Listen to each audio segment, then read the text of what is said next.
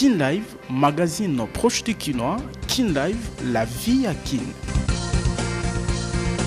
E bandeli ya poso la muna bota na bino bandeko balandi matondo ya kopona manaka Kin Live bansango na mukuse yango yo président togolais Faure Gnassingbe aponami na Union africaine médiateur ya conflit na est ya Congo démocratique akitani na Joao Lourenço o atikaki mukumba yango affaire ya moyibi ya misolo pesamaki po na Bukangalonzo cour constitutionnelle et boakisi requête ya premier ministre ya kala Augustin Matata Ponyo oyo asenge lisusu kozala liboso ya esambiselo oyo likolo le 23 avril ezali koya kolandisama na bokoti ya Nathalie Kienge na AFCM 23 cabinet ya Sénat etalisi ete président Jean-Michel Sama Lukonde Kienge azali na ndeko ya mwasi te na kombo ya Nathalie Kienge. Mokonzi ya sika ya groupement Nguma grand chef Michael Mukoko asilaki kozala intronisé dimanche 13 avril wapi ya bengi population ya chefferie na nyonso na bomoko simako contrôle ville ya Kinshasa école RDC Afrique ape mokili toyaka liboso na bino pona otalisa manso tokutana kinango ignorance à la terre moko na moko ayeba bokobe masolo nde tolobi Kin Live magazine proche de Kino. Kin Live, magazine proche du Kinois. Kin Live, la vie à Kin. Mbote ba papa mama bana ya Congo démocratique pe matondo na fidélité bozeli kotalisa na manaka Kin Live édition lelo ekofungwa mana bansango oyo. Président togolais Faure Gnassingbe aponami na Union africaine médiateur na conflit ezali na est ya Congo démocratique akitani na président angolais Joao Lourenço o atikaki mukumba yango sanza moleki. Faure Gnassingbe asengeli ya mboko banda na kosangisa processus ya Luanda pe ya Nairobi. Ezali samedi 12 avril nde Union africaine ezwaki mokano ya kopona président Faure Gnassingbe médiateur pona conflit o ezali na est ekolo Congo démocratique na est ekolo Congo démocratique mukumba monene président togolais azui sima président ya Angola Joao Lourenço kosundula yango na sanza ya mars 2025 eleki pona bozangi ya ba résultat malgré ba tentative ya kozwa boyokani kasi esukaki na mbuma ya malonga te uta bambula misatu président angolais oyo pe azalaki mokonzi ya SADC asalaki nyonso po Kinshasa pe Kigali bazwa boyokani pona kosilisa bopotani na nzela ya masolo kasi ba rendez-vous nyonso oyo ebongisamaki pona kozwa accord moko te esimbaki na mbalakata nde président Kagame akutanaki na président Félix Tshisekedi na discrétion nyonso toko batama l'émir ya Qatar o azwaki makambo na maboko sima ya kokutisa président ekolo Congo démocratique pe ya Rwanda azali kokamba dialogue kati na gouvernement congolais pe AFCM 23 pona koloba ete président Faure Gnassingbe azali na mukumba ya makasi étape ya yambo ya mosala na ye ekozala kosangisa processus ya Luanda pe ya Nairobi boyeba ete ministre ya affaires étrangères ya Togo apesaki matondi na bikolo ya Afrika oyo eponi président Faure Gnassingbe lokola médiateur na conflit ya est ekolo Congo démocratique wapi akobi ete azali na makoki ya komema contribution na ye tolobi Tiboko Yoka. Affaire moyibi ya misolo ya l'État epesamaki po na Bukangalonzo cour constitutionnelle ebi na kobwakisa requête ya premier ministre ya kala Matata Ponyo o asengaki na esambiselo oyo likolo a se déclarer incompétente pe action ya ministère public irrecevable na koyoka président ya cour constitutionnelle Dieudonné Kamuleta basengeli bakoba pe audience ya sika ebongisami po na le 23 avril ezali koya. Premier ministre ya kala Matata Ponyo Mapon aibaki na koyanola na invitation ya cour constitutionnelle na audience ya lundi 14 avril 2025 liboso ya bazuzi wapi azalaki pene ya Christo Globler Matata Ponyo asengaki cour constitutionnelle ya ko se déclarer incompétente pe kubwakisa action ya ministère public Pambate, likambo oyo esi et katana kala, kaka na cour constitutionnelle, peut et commis acharnement politique. Honorable Président, estimé membre de la Cour constitutionnelle, le président du Sénat, Modeste Bahati Lukwebo, dira qu'est-ce que nous allons faire, parce que c'est un dossier politique que nous devons à tout prix rendre M. Matata. Bosenga ya Matata Ponyo et yamba mite na Cour constitutionnelle na koyoka président Dieudonné Kamoleta procédure et kokoba pe procès ezali koya et bongisami pendant le 23 avril. La Cour va remettre la cause pour instruction au mercredi 23 avril. La remise est contradictoire à l'égard du prévenu Matata et du prévenu Globler. On devra relancer la procédure à l'égard des prévenus pour qui on avait retenu les défauts parce que la procédure est en train. Est-ce que Matata Ponyo akobika na likambo oyo to akosuka na boloko tozali kotalela tolobi Tiboko Yoka. Kolandisama na bokoti ya Nathalie Kienge na lisanga ya batomboki AFC M23, cabinet ya président ya Sénat etalisi ete honorable Jean-Michel Samalukonde Kienge azali na ndeko ya mwasi te pe membre ya famille na kombo ya Nathalie Kienge. Likambo wana ezali po na kobwaka bosoto to discrédit na bakombo ya bakonzi. Kin Live, magazine proche du Kinois. Kin Live, la vie à Kin. Senko etikala kozwa misolo ya ekolo moko te na Afrika, Europa pe Amerika ezala na gouvernement congolais mise au point ezali ya Monseigneur Donatien Cholet, secrétaire général ya Senko. Nous sommes deux grandes institutions capables de payer nos biens. Mais néanmoins, nous avons bénéficié du soutien du gouvernement. C'est là où ça coince. Voilà, non, je vous explique, c'est simple comme bonjour. De financement de gouvernement qui nous ont reçus. Et plus loin, parce que comme les journalistes insistaient, même du Rwanda, et quand il a compris la pointe, le piège, il a précisé que c'était en termes d'hospitalité, il a fait allusion au billet d'avion. C'est nous qui sommes demandeurs. Nous devons nous préparer à payer le billet, à payer notre logement, à payer notre séjour, partout où nous allons. Et nous avons pris ces dispositions-là. Mais il s'est fait que, et ça c'est vraiment une bénédiction pour nous, partout où nous sommes allés, ces États-là nous ont pris en charge. Ça c'est la courtoisie. Là où nous devrions payer l'hôtel et disent non, nous payons pour vous. Là où nous devons louer les taxis, non, nous mettons un véhicule à votre disposition. Est-ce que ce n'est pas un soutien? Ça, c'est un volet. Mapinga FARDC ya École Congo démocratique et bien na côté la communiqué ya AFC M23 kofundaka bango ya ko attaquer ville ya Goma na koyoka molobeli ya FARDC général-major Sylvain Ekenge position ya Mapinga École Congo démocratique na nord ya ville ya Goma ezali koleka 300 km ezala na sud topé na ouest. Atalisi été communiqué wana ezali mambi ya lokuta. Infondé, dépourvu de toute logique, a été rendu public par l'AFC M23 soutenu par le Rwanda. Cette communication accuse les forces armées de la République démocratique du Congo d'avoir monté la nuit du 11 au 12 avril 2025 une attaque contre la ville de Goma.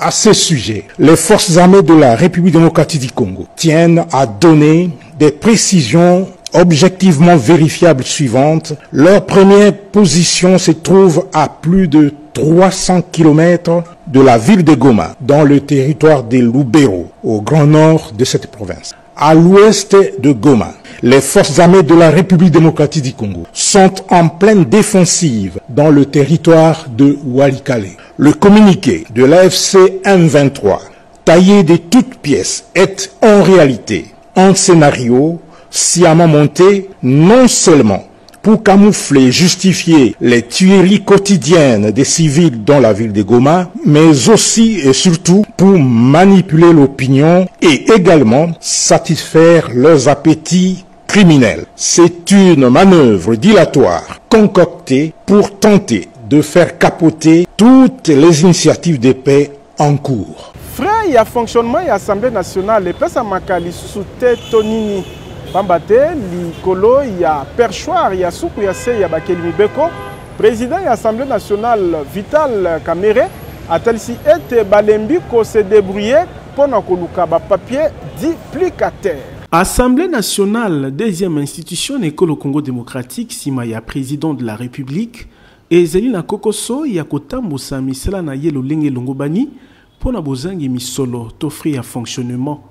Liboso ya ba membre ya bureau na ye nyonso, pe ya ba député nationaux bazalaki na plénière, président Assemblée nationale Vital Kamerhe a-t-il si été ceux qui ba plénière ezali kolenge la matemba la nambala, ezali pour na bozangi makoki ya kosomba ta ba papier duplicateur.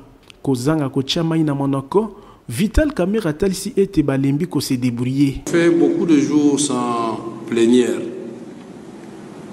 Vous savez très bien pourquoi. Les raisons sont claires, nous sommes fatigués de continuer à nous débrouiller avec le peu de moyens qui nous reviennent à nous comme individus pour acheter les papiers pour l'Assemblée nationale. Nous sommes fatigués.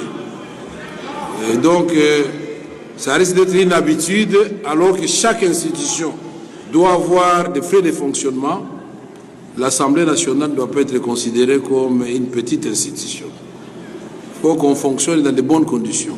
Nous avons fait beaucoup d'acrobaties pour avoir la plénière d'aujourd'hui. Mais ça, en tant qu'homme d'État, nous l'avons suffisamment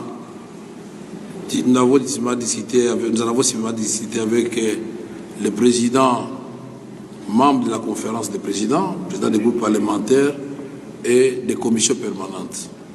Chaque député aura l'information à travers son groupe parlementaire. Il y a des choses qu'on ne peut pas étaler au micro ici. Tango bato bazali koloba ete kamera zali ko solola te et sengeli koyeba ete lisolo yango moko kutu ezali te akosolola nini tolobi Timoko Yoka. Na lisungi ya projet PAF atelier ya validation, il y a technique peu politique, il y a formation continue, il y a balakisi ya secondaire na école au Congo démocratique et baki na kolengelama. Ezali secrétaire général na ministère il y a enseignement primaire peu secondaire de aibaki na kokamba yango. Wuta bambula ebele makasi koleka likambo ya formation ya balakisi ya secondaire na école au Congo démocratique etikala kolandelama na mozindo lolenge longobani te. Natina ya koyanola na likambo ya kokembisa boyebi ya balakisi ministère ya éducation nationale pe nouvelle citoyenneté ezali kosungama na projet PAF pour na redynamiser misala ya formation continue na secondaire na kokembisaka ba cellule de base ba réseau ya ba école ya proximité pe intégration to bokotisi ya mayele ya sikato numérique nanzela ya centre ya ressources éducatives na lolenge oyonde ministère ya malakisi ya Sen école au Congo démocratique elengelaki atelier ya validation technique ya document to mikanda ya politiki ya formation continue ya balakisi ya secondaire na école au Congo démocratique o ezali kokota na misala nanzela ya projet PAF. Ezali secrétaire général na éducation nationale pe nouvelle citoyenneté Mathieu Mukenge nde aibaki na kolanse misala ya makita o ya mutuya na misu ya inspecteur général Kingunza pe ba experts centraux ya ministère ba coordonnateurs nationaux balakisi ba syndicat na ba ONG o elandela kamambi matali balakisi. C'est une grande réforme et longtemps on a souffert du manque d'une politique cohérente et efficace. Voilà pourquoi aujourd'hui le gouvernement a pensé de mettre des dispositions qui conviennent et d'apporter le financement au travers de ses partenaires au développement qui l'appuient pour pouvoir s'asseoir, réfléchir et mettre en place une politique qui va nous permettre de sortir de toutes les difficultés liées à l'amélioration de la qualité des apprentissages. Et tinda ya formation continue ya balakisi ya secondaire ezali pona kotombola boyebi na bango na mosala kopesaka bango biseleli pe boyebi o ekoka na tina ya kobongisa pratique pédagogique koyanolaka na bosenga ya bayekoli pe ko s'adapter na évolution ya système éducatif boyeba ete na suka makita oyo ba recommandation ekopesama ekotindama na ministre ya malakisi ya se tolobi Tiboko Yoka. Nalobaki yango na ebandeli mokonzi ya sika ya groupement Nguma azalaki intronisé dimanche 13 avril 2025 grand chef Michael Mukoko abengi population ya chefferie na ye na bomoko milulu elengela makili boso ya ba chef coutumier ebele pe bakonzi ya l'État kati na bango Levi Mbuta mokonzi ya assemblée provinciale ya Kinshasa. Village Nguma na commune ya Maluku eninganaki dimanche na ambiance ya Bokeseni kolandisama na milulu monene ya installation officielle ya chef de groupement et de terre Nguma Michael Mukoko Bilo. Yambo ya bokomi na ye na isika ya cérémonie ba grand chef Teke Wumbu Ndakisa Martin Leta Munziami Willy Mabiala Ope azali président ya ANATC Kinshasa pe misusu bakotaki na Chipoy na ambiance ya musique folklorique.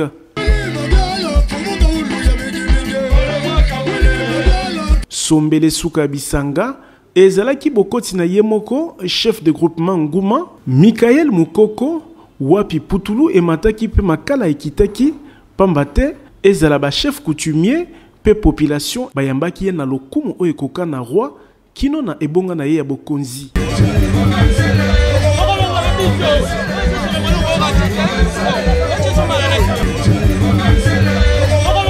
Sous-chef ya groupement Monziami oyo alobelaki historique ya groupement Nguma abengaki sa majesté Michael Mukoko ya kozala mokonzi ya bato nyonso. Mokumba nyonso ya groupement Nguma kozwa ngo lokola fardo te kozwa ngo lokola charge te lobake ezali mokumba te bazali bandeko na ngai bao tokolaki na bango pouvoir ezali mokumba te ezali ennemi te bazali bandeko. Président provincial ya ANATC Kinshasa chef Mabiala apesaki matondi na bakonzi ya l'État pe hiérarchie ya ANATC pona implication na bango na tina ete atterrissage ezala ya isengo. ANATC asalaka na gouvernement en place. Soki mumbule bimi na mabele bakobenga président ya ANATC. Yambo atelemisa pe atambusa ye mokili emona chef Martin Leta mokonzi ya village Mbenzale abandaki yambo kopesa longonia na chef ya groupement Nguma pona boponami na ye. Ezalaki pe libaku ya kopesa message ya roi Makoko oyo a recommandé bolingo pe unité. L'air nyoso tout azako benga ngai sa majesté Martin, il faut bien encadrer Michael. C'est notre fils. Lelo ayebisi ngai, je suis prêt pour bénir Michael. Alobi nanga boye. Yebisa le jeune Michael. Fumu azalaka mutema munene, fumu ayambaka batu nyonso. Distinction ya tribu ezalate. Considéré lokola moponami ya Nzambe, chef ya groupement Nguma apesi matondi na mokonzi ya mboka Félix Tshisekedi pe abengi banso na bomoko. Antoine Félix Tshilombo na maema so yazali kosala. Pe na bosanité ministre ya biso ya intérieur na vice nae na remercier bango na oyo nyonso basali. Eloko mutu ezali na sengi na communauté nyonso Teke Wumbu tozala bomoko. Bomoko nde tokotonga mboka. Milulu o ezalaki double événement pambate installation officielle ya chef Michael Mukoko esalemaki le 13 avril mokolo ya mbotama na ye. Tolobi Tiboko Yoka.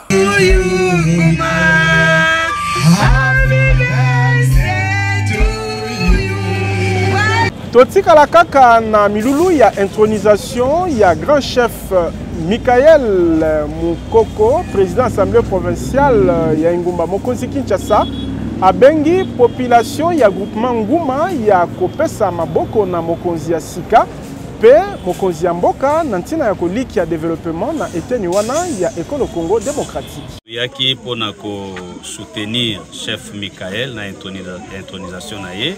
Loko toyebi bitumba ezalaki, bitumba esili, lelo ezalaki mokolo monene pour que intronisation na esalama et salami malamu azana soutien ya bakonzi na niveau national pe biso na niveau provincial toza elongo na ye tosengi na population ya nguma bango nyonso bazala nsima ya mokonzi ya mboka son excellence Félix Antoine Tshisekedi Tshilombo to soutenir président de la République pour na bitumba oyo azobunda premièrement pour la partie est ya mboka na biso oyo ba territoire mosusu kino lelo eza na maboko ya bapaya mais toyebi ke na nzambe na biso tokolonga.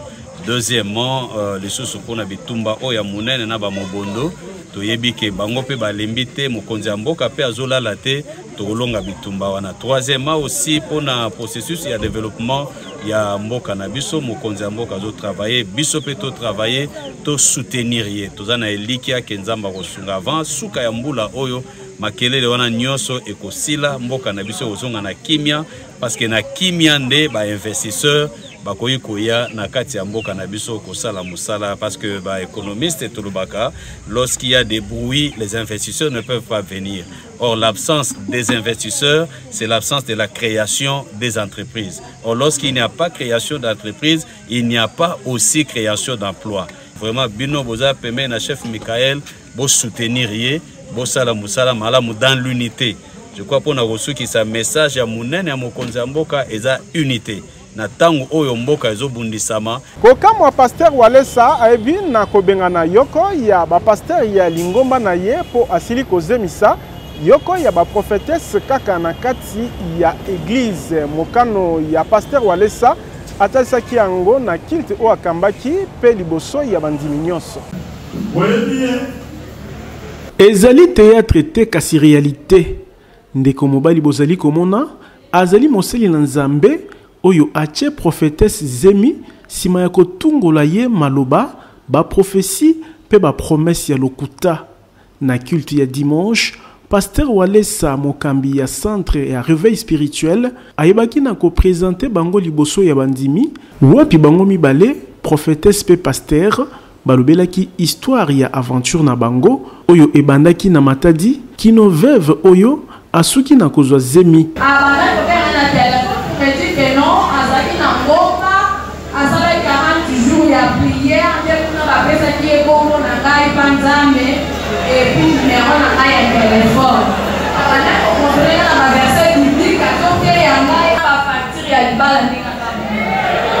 il est venu encore pour les aventures à comme polygnateur on a dit comment voyez pas ça faire mais quand on va venir à tirer là hôtel donc oh il y a maintenant le la mon pasteur on a dit son mutazo le là et aligne moi ça la passe et là dans mukolo pona koboya kombo na ye pe ya église etangama na makambo ya bosoto pasteur Walesa azwi mokano ya kobengana bango mibale. Et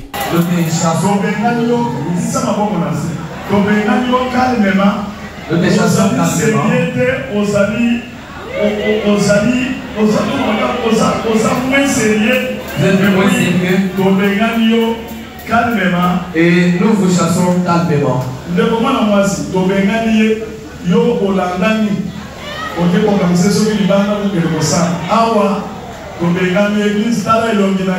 Prophétesse azui 12 ya pasteur oyo azemisiye nzoka azali veuve oyo autaki kobungisa papa ya bana na ye.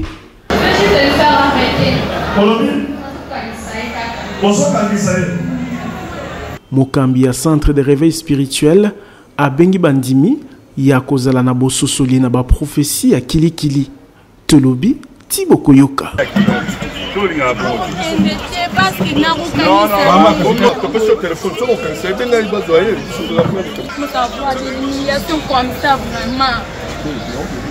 Koma kola lopango na $1500 ya pamba kasi okofuta be $500 mususu ekolanda moke moke. Soki po lingo koma patron ba bus ya sika 00 km na ba moto ezali kopesama ya nyongo na président Ziko Mukanga. Bolingo ya Congo pe ba Congolais ndezali ko caractériser ba action sociale pe philanthropique ya président Ziko Mukanga Makila Lumumba o alingi ko mona lisusu locataire pe mobola te na Kinshasa kokoma kolo lopango ezali lisusu lixité pour président Ziko Mukanga a soldé lopango ya 20/20 na $1500 oyo kuto kofuta $500 ya pamba mususu ekolanda moke moke tala ba kinois pe ba congolais o batimba na ba quartier Mukanga 1 na commune Ntele pe quartier Mukanga de na Menkao na commune ya Maluku pona kopona lopango na ye grâce ya opération koma kolo lopango awa kotonga ndako ezali na facilité po nyonso eza sur place. Ba dépôt ya ciment, ba dépôt ya mabaya, ya ba barre de fer, ya ba tôle, pe ba forage pona kozwa mai, ezala ba groupe électrogène ya mbiji pona kosunga misala na bino etambola na lombangu. Nil par ailleurs, na quartier Mukanga de paysage ezali awa lokola kaka na Ottawa na Canada, mopepe kitoko. Mokonzi ya bawewa nyonso ya RDC amemeli bino opération comme patron. Babus Mercedes Force ya sika 00 km ezali kopesama na $30,000 ya pamba kasi okofuta be $10,000 mususu kolanda moke moke. Moto ya 2 pneus na $1,300, avance $400. Moto ya 3 pneus na $4,500 ya pamba, avance $2,000 aux 8 moto na yo, mususu kofuta moke moke. Bongo pona ko améliorer social ya population, Ziko Mukanga Makila Lumumba asali 300 hectares ya bilanga, pe ebele ya maziba ya mbisi, pona ko lesa peuple congolais poisson Ziko Mukanga na moins cher. Olingi o bénéficier na ba avantage nyonso oyo président ya ANIPTNC apesi bino. Adresse ezali moko, numéro 42 ya Avenue Victoire, na deuxième niveau ya Galerie Infra, quartier Kauka na commune ya Kalamu. Tolobi Tiboko Yoka. Sango ya pasi na kinda vya lelo na paroisse Saint-Charles na Vunda na etuka ya Congo Central na yenga ya Mandalala wana ye kotanga Biblia. Professeur Belor Oazalaki kotanga kombo ya Yesu Messia akoyaki sur place dimanche 13 avril 2025 na litre na ye pe akufi sur place. Kin Live, magazine proche du Kinois. Kin Live, la vie à Kin. Ko voyager na mikili ya poto ekomi facile na agence de voyage Tour du Monde Service. Ils ont facilité le visa aux États-Unis, Canada, Europe, peu pas Olingi. Ils ont là, Canada. Ils ont fait sa visa Canada. Soki kuna esimba kate popola makolo yaka kotoyo po temes ezali na code ya déverrouillage po ozwa visa.